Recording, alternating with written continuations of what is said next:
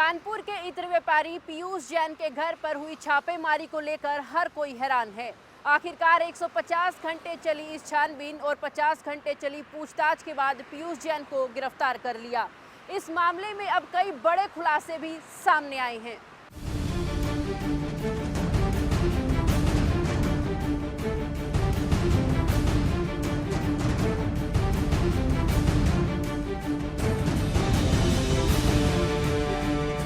कारोबारी पीयूष जैन पर अवैध कारोबार और टैक्स चोरी के आरोप लगे हैं, इसलिए यह छापेमारी हुई। जानकारी के मुताबिक इत्र कारोबारी पीयूष जैन के ठिकानों पर हुई छापेमारी में अब तक 257 करोड़ की नकदी और कई किलो सोना बरामद हुआ है। हालांकि इस पर अभी डीजीजीआई की तरफ से अधिकृत जानकारी आना बाकी है।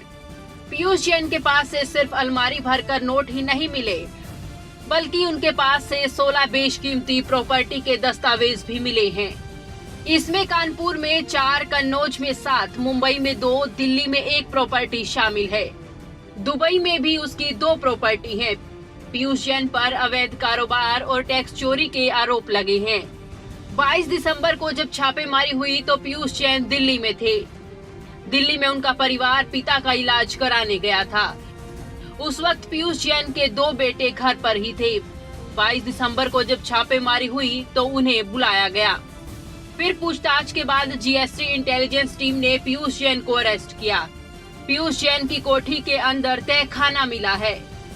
वहीं उसके एक फ्लैट में 500 चाबियां भी मिली हैं। जानकारी मिली है कि पीयूष जैन अपनी कोठी की रखवाली में पुराने चौकीदार नहीं रखता था। वह चौकीदार को 1 या 2 साल से पहले ही बदल देता था। 7 या 8 हजार रुपए महीने पर रखे गए इन चौकीदारों को घर के अंदर जाने की मनाही थी।